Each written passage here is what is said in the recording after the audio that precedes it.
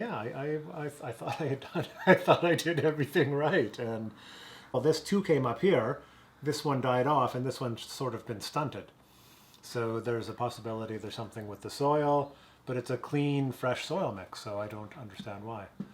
And as someone who has a background in soil science, it's just a little bit embarrassing.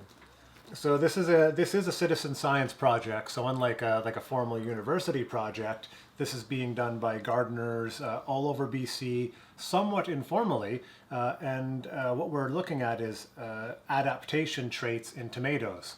So what I have here is one, two, three, four types of tomatoes, but they're the same variety from four different sources. There's over 300 gardeners in BC registered in the program. A lot of people use social media to share their results. And as one of the program coordinators for this, I'm feeling a little bit self-aware.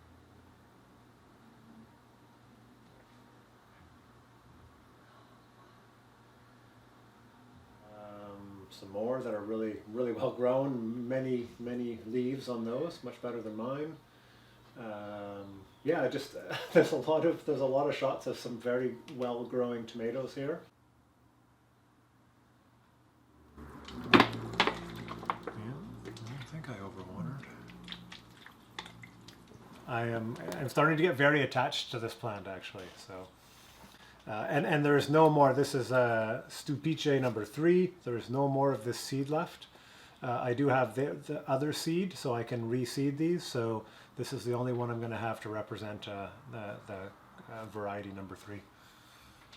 So we have a whole season for me to be disappointed about these tomatoes ahead of us.